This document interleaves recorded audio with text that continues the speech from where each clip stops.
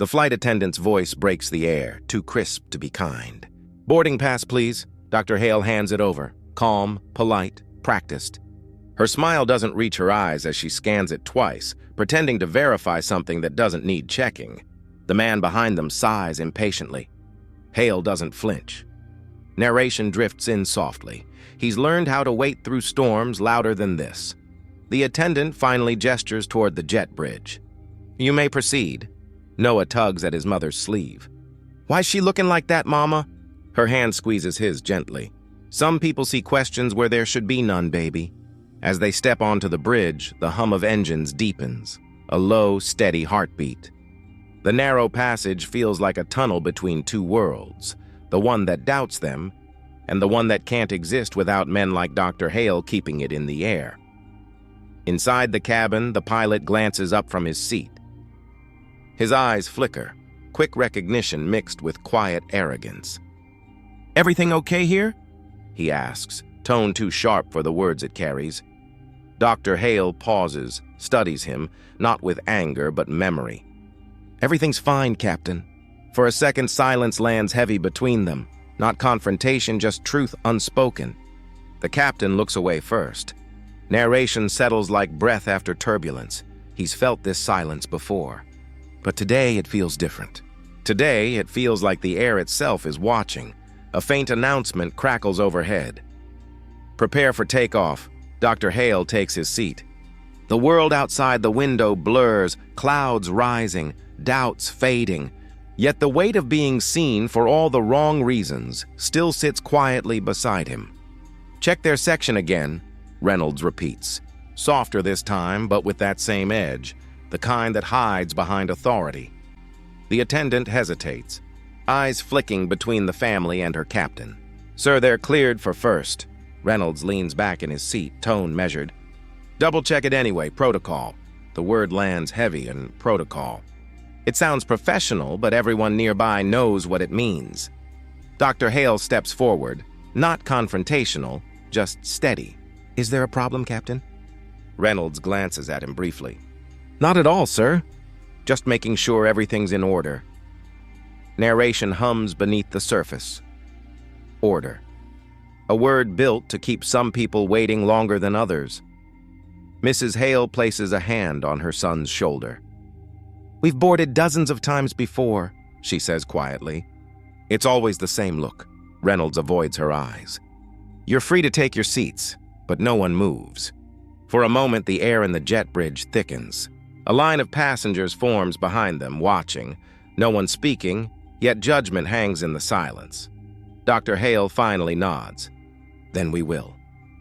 He guides his family past, his calm cutting deeper than anger ever could. Reynolds watches them go, mask of control slipping just slightly. The attendant whispers, "You didn't need to do that." He exhales, almost defensive. "I didn't do anything," but the truth is already echoing in his chest. The quiet kind. The kind that knows what it did. Narration fades in like fading engine noise. Power doesn't always shout. Sometimes, it just looks away when it knows it's wrong. Reynolds looks down at his reflection in the control panel. Steady, polished, and cracking beneath the glass. The attendant's fingers tremble slightly as she scans the tickets again. "They're valid, Captain," she whispers. Reynolds doesn't respond. He studies Dr. Hale like a man inspecting a stranger who doesn't fit the frame he's drawn in his mind. "You're sure?" His words are flat, but his tone slices through the air. Dr. Hale's voice stays calm. "I'm certain." "That's my name on the ticket. The same one on the plane outside?" Reynolds tilts his head. "Of course." "Just doing my job, sir." Narration presses softly between their words. "Just doing my job." The oldest excuse in the Book of Silence. Noah shifts beside his mother. "Dad, did we do something wrong?" Elena bends down, whispering, "No, baby. Some people just see different before they see right." The attendant lowers her gaze. "You can take your seats now," she murmurs, but the invitation feels like a dismissal. Dr. Hale nods once, choosing grace over pride. "Thank you." As the family walks toward the cabin, whispers stir among the passengers. Small sounds, heavy meaning. Reynolds stands motionless, face unreadable. For a second, he looks like he might speak, but the words die before they reach his mouth. Narration returns, quiet, reflective. In moments like these, dignity doesn't roar. It just refuses to break. Dr. Hale places his hand on his son's shoulder as they pass through the curtain. He doesn't look back. But Reynolds does, watching, silent, realizing too late that his command had made him smaller, not stronger. The jet door closes. The sound is soft, yet final, like the shutting of a truth he can no longer ignore. The security officer's tone is polite, rehearsed. "Sir, ma'am, if you could please step aside." Elena grips Noah's hand tighter.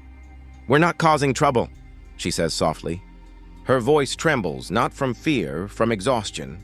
Dr. Hale nods once steady. "We'll cooperate." Reynolds watches from near the cockpit, arms crossed. His silence pretends neutrality, but it carries the same weight as accusation. The attendant looks down, guilt pooling in her throat. Passengers shift uncomfortably. One woman whispers, "They didn't even raise their voices." Another man mutters, "Just follow the rules." The words ripple through the cabin like static, small defenses for a system everyone silently upholds. As Marcus and his family are led down the jet bridge, the rhythm of their footsteps becomes the loudest sound in the room. Calm, controlled, almost sacred. Noah glances back once, eyes catching the pilots, not angry, just questioning. Reynolds blinks, unsettled by the quiet strength of a 10-year-old. He looks away first. Narration folds in softly. Sometimes power doesn't need volume. It just needs patience. The family disappears through the gate door. Reynolds exhales, chest heavy. He tells himself it's procedure, nothing personal. But his reflection in the glass says otherwise, the faint flicker of shame beneath pride. Behind him, the boarding monitor refreshes. "Flight operated by Hale Air Group." He freezes. The surname glows briefly, the irony too sharp to miss. His victory shrinks into discomfort. Narration closes the scene. Truth doesn't always scream. Sometimes it waits in the quiet, patient, watching, ready to be seen. The terminal hums with noise, rolling suitcases, coffee orders, laughter too casual for the scene that just unfolded. The Hale family sits apart, cornered not by walls but by silence. Elena holds a napkin that's already torn from wiping Noah's tears. "It's okay, baby," she whispers. "People see what they want to see." Her voice trembles at the edges like a prayer losing faith. Noah leans into her, eyes red but dry now. "Did I do something wrong?" The question lands heavy, almost too adult for his small voice. Marcus looks at him, steady but distant. "No," he says quietly. "You just reminded them who they are." The words hang, not comforting, not cruel, just true. Across the terminal, a few passengers glance over, then quickly look away, pretending to scroll, pretending not to feel the weight of what they'd witnessed. One woman mutters to her husband, "They handled it well." As if grace were a performance. Narration softens in, racism doesn't always shout. Sometimes it smiles, apologizes, and moves on, leaving bruises that don't show. Elena straightens Noah's jacket. "Let's just wait till the next flight," she says, voice measured. "It'll be fine." Marcus doesn't respond. His gaze is fixed on the window, his reflection split between light and shadow. The corner of his mouth tightens, holding words he'll never say aloud. The world moves around them. Boarding calls, laughter, footsteps, everything normal again, except their silence, which lingers louder than the crowd. Some wounds don't bleed. They echo, the narration closes as Marcus finally exhales, slow, controlled, almost peaceful. Yet behind the calm, something deeper stirs. Not anger, not revenge, just awakening. The sound of distant boarding calls fades into a hum. Marcus sits still, eyes fixed on the window, but his mind drifts. Back to the hangar lights, the hum of engines, and the scent of metal and oil that once defined his nights. "You're here again?" a young technician had asked years ago, half amused, half worried. Marcus smiled, adjusting a blueprint on the table. Can't sleep knowing a plane might fall from the sky because I didn't think hard enough. The room had been quiet, except for the scratching of his pencil. Small strokes shaping safety for millions. Narration softens in. He built the wings that carried others higher, never asking whose name would be remembered. Flash, a boardroom years later. The executives sit around a glass table, the same design projected on a screen. A white colleague beams, "Brilliant concept, Mr. Adams." Marcus sits 2 seats away, hands folded, lips pressed tight. "Glad the company's got bright minds," says the CEO without looking his way. Marcus nods once. "Bright minds don't always get the light," he murmurs, unheard. Flash again. Captain Reynolds, younger, cocky, laughing in a pilot lounge. A supervisor pats his shoulder. "You're tough, Reynolds. People respect that." A report folder slides across the desk. Complaint dismissed. Narration threads the contrast. 2 men under the same sky. One disciplined by silence, the other rewarded for noise. Back in the present, Marcus opens his briefcase. Inside, folded blueprints, old patent copies, and a contract bearing his name beside the logo, Hale Air Group. He exhales slowly, calm, returning like gravity. The world called him passenger, but the wings above them, they were his. It starts with a single post, shaky footage from row 14, a quiet black family being escorted out, no raised voices, no resistance. Just calm faces in a storm of humiliation. Within hours it spreads, shared, reposted, dissected. The caption reads, "They stayed calm so we could see who really lost control." Marcus doesn't check his phone that night. But the world does.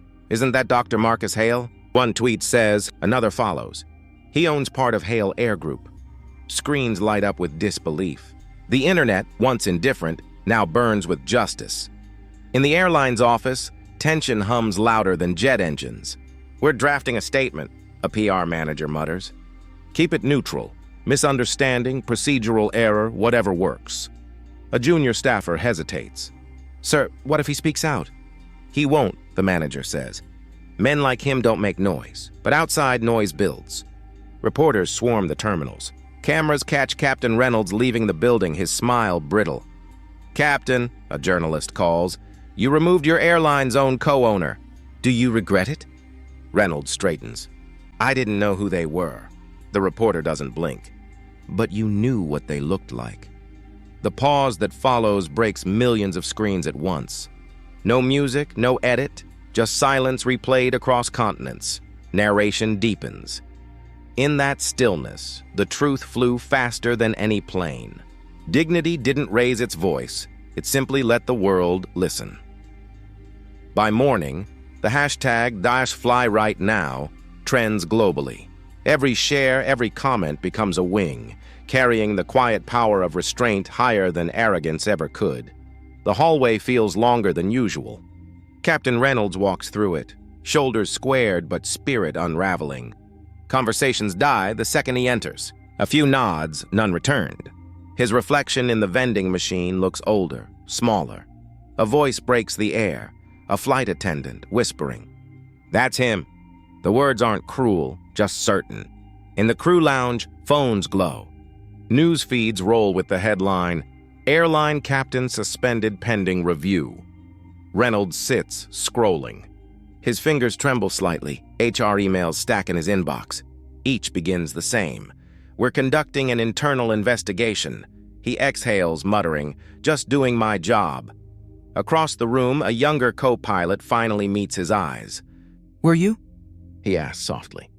The question lands heavier than any insult. Narration weaves through the quiet. This is how power ends, not in fire, but in cold distance. The same silence once used to erase others now erases him.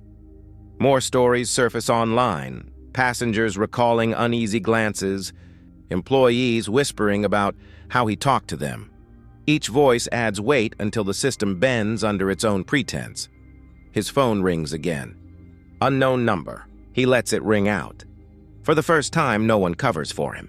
No supervisor calls it a misunderstanding. No lawyer drafts a statement. Outside, the building hums with new order. Cautious, alert, different. Marcus Hale remains unseen. No interview, no speech, just calm persistence. The company's shares dip quietly as the truth finds balance. Reynolds looks up at the TV in the lounge. A headline scrolls, "Hale Air Group issues apology." He doesn't move, just stares. Narration settles the truth like gravity itself. The higher arrogance flies, the harder its landing becomes. The room is filled with murmurs that die the moment Marcus Hale steps up to the microphone. No introduction, no grand gesture, just stillness. Reporters shuffle their notes, waiting for outrage, but it never comes. Only a breath, calm and steady. "I was asked to speak," Marcus begins, voice measured, eyes never leaving the audience. "Not to accuse, but to remind." Reynolds stands off to the side, head lowered, a shadow of the man who once ruled the skies. The lights hit his face like judgment, exposing every trace of pride trying to hide beneath apology. A reporter leans forward. "Dr. Hale, after what happened, do you forgive him?"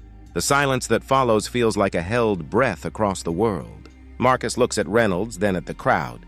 "Forgiveness," he says slowly, "isn't mine to give. Respect is what he must learn, the hard way." Gasps ripple through the room. Cameras flash, but no one speaks. Even Reynolds seems smaller now, his hands trembling at his sides. Narration folds into the scene like truth resurfacing. The same man once escorted off a plane now commands an entire room without raising his voice. Power doesn't roar, it remembers. Marcus continues, "I built this company believing flight should lift everyone, not just those who fit a certain picture. Somewhere that idea got lost in the clouds." He steps back. No victory speech, no anger, just quiet certainty. Reynolds looks up briefly, eyes glassy, pride fractured. "I didn't know," he whispers. Marcus meets his gaze one last time. "You didn't want to." The crowd doesn't clap. They don't need to. The silence itself becomes applause, raw, echoing, and absolute. The TV light flickers across Reynolds' face, the press conference replay looping again. Marcus's calm voice echoes through the small apartment, steady, unflinching. Reynolds presses pause, but the silence that follows feels even louder. He exhales, long and uneven. The phone on the table lights up, another missed call from the airline's HR department. He doesn't answer. Not anymore. The world that once revolved around his authority has gone still. Respect is what he must learn, the hard way. Marcus's words replay in his head. Cutting deeper each time, he mutters to himself, "I wasn't cruel. I was just doing my job." The words hang there, weak, unconvincing. He almost believes them. Almost. The narration edges in quietly. Guilt doesn't shout. It seeps into coffee cups left untouched, into rooms where no one waits. He scrolls through his messages. A text from his daughter sits unread. "Dad, maybe it's time to say sorry. For real." His hand trembles as he types, then erases every word. The pride that once fueled him now feels like a weight he can't set down. Later, he walks through the airport. Nobody looks up. No salutes, no smiles. Just faces passing, indifferent, free. Then he stops. A new poster gleams above the check-in counter. Dr. Marcus Hale, arms crossed, calm beneath the slogan, "We fly together." Reynolds stares at it for a long time. His reflection in the glass wavers beside Marcus's image, the man he dismissed now standing taller than ever. The narration fades in softly. He once commanded thousands of feet above ground, but never stood tall enough to meet his own reflection. He turns away, not fallen, just finally grounded. The sliding doors hiss open as Reynolds steps into the terminal. Once people would nod, smile, straighten up when they saw him. Now not even a glance. The silence feels heavier than turbulence. He adjusts his worn leather jacket, the same one that once drew admiration, now just another layer of forgotten pride. A flight attendant passes by. "Captain Reynolds?" She whispers, then hesitates. Didn't know you still came around. He forces a thin smile. Old habits. She nods politely, already half turned away. The conversation dies before it begins. The narration glides softly between his pauses. Airports used to sing his name. Now they hum without him. He sits near Gate 47, his old route. The intercom crackles. Flight 328 now boarding. He once led that flight. Now he just watches. His phone buzzes. Another email. We appreciate your interest, but we've decided to move forward with other candidates. He locks the screen, staring at his reflection in the black glass. Forward, he mutters. Everyone moves forward. A familiar voice breaks the quiet. Two junior pilots laugh near the gate. Remember that guy who got suspended? The one who went viral? One chuckles. Yeah, the doc showed more professionalism than he ever did. Reynolds' jaw tightens.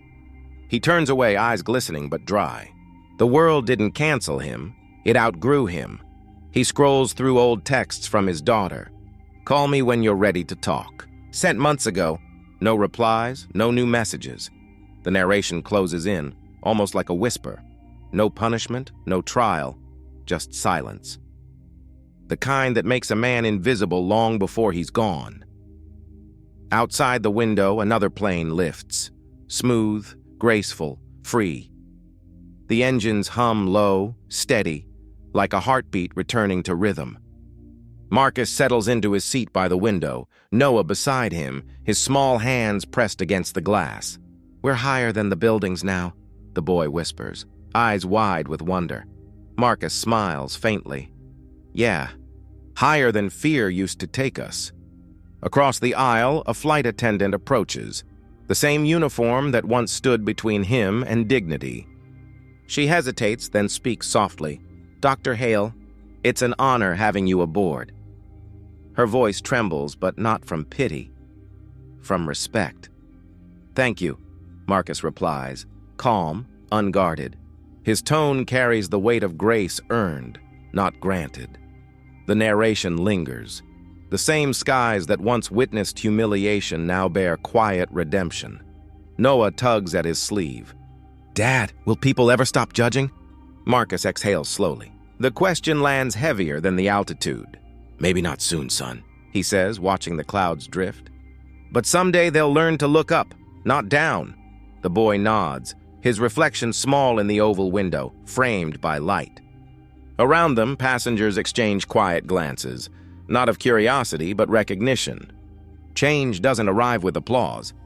It sits softly, breathing between moments. Marcus's phone vibrates. A message from the airline board, new diversity policy approved. Your input mattered. He locks the screen, resting it on the tray. Progress, he murmurs, almost to himself.